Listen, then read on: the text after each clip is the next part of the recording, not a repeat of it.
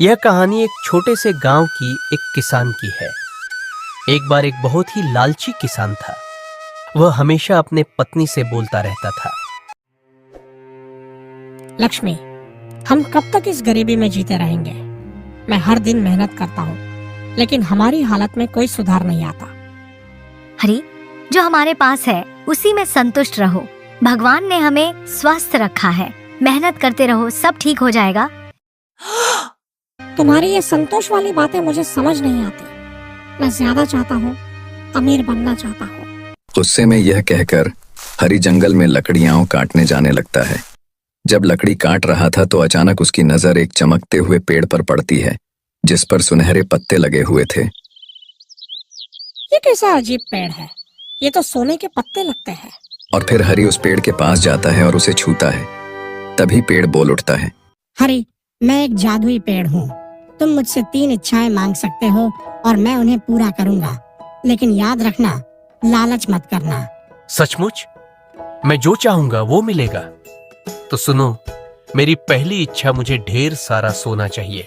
हरी के इतना कहते ही पेड़ के चारों ओर रोशनी फैल जाती और हरी के पास सोने के सिक्कों का ढेर लग जाता है।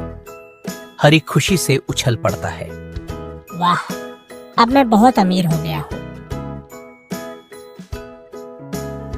उसके बाद हरी सोने के सिक्के लेकर घर लौटता है। लक्ष्मी उसे देखकर हैरान होती है। ये सोना कहाँ से आया? हरी, कहीं तुमने कुछ गलत तो नहीं किया? नहीं लक्ष्मी, मैंने जंगल में एक जादुई पेड़ पाया है। उसने मुझे 3 इच्छाएं मांगने का मौका दिया है। ये मेरी पहली इच्छा का फल है। हरी, ये सब ठीक नहीं लग रहा। हमें उस पेड़ से और कुछ नहीं मांगना चाहिए। संतोष करो। नहीं लक्ष्मी, मैं और मांगूंगा। अब मेरी दूसरी इच्छा है कि हमारे पास एक बड़ा सुंदर महल हो। और फिर वह जंगल की ओर चल देता है। हरी फिर से पेड़ के पास जाता है और अपनी दूसरी इच्छा मांगता है। ओ जादुई पेड़, अब मेरी दूसरी इच्छा है कि मेरे पास एक विशाल महल हो, जहां मैं राजा की तरह रह सकूं। किसान के इतना कहते ही पेड़ से फिर से रोशनी निकलती है और हरी के पुराने घर की जगह एक भव्य महल बन जाता है। अब मैं सचमुच राजा जैसा महसूस कर रहा हूं। किसान तो इस महान और धन से बहुत खुश था, लेकिन वही लक्ष्मी इस धन दौलत से खुश नहीं थी। उसके मन में हमेशा चिंता लगी रहती थी।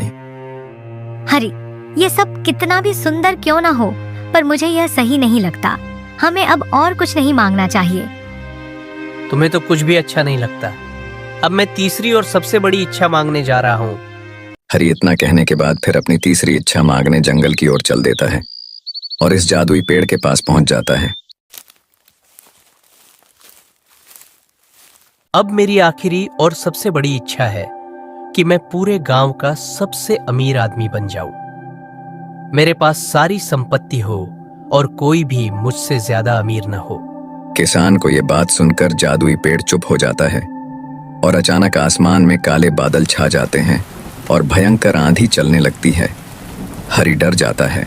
हरी, तुम्हारी लालच ने तुम्हें अंधा कर दिया है। मैं तुम्हें चेतावनी दे चुका था कि लालच मत करना।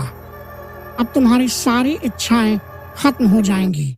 जादुई पेड़ के इतना कहते ही पेड़ से एक तेज रोशनी निकलती है और हरी का महल, सोना और सब कुछ गायब हो जाता है। वह फिर से अपने पुराने टूटी फूटी झोपड़ी में लौट आता है। यह देख के हरी निराश होकर अपने घर लौटता है और लक्ष्मी उसे देखकर मुस्कुराती है। हरी, अब देखो लालच का परिणाम क्या हुआ। हम फिर से वहीं पहुंच गए जहां से शुरू किया था। लेकिन याद रखो, मेहनत और संतोष से ही असली सुख मिलता है। तुम सही कहती हो लक्ष्मी।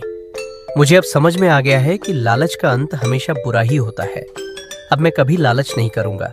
लालच इंसान को अंधा बना देता है। हरी की लालच ने उसे अपनी सारी संपत्ति से वंचित कर दिया। यह कहानी हमें सिखाती है कि जीवन में संतोष सबसे बड़ा धन है। जितना इंसान के पास होता है, अगर वह उसी में खुश रहे तो उसे सच्ची खुशी और शांति मिलती है।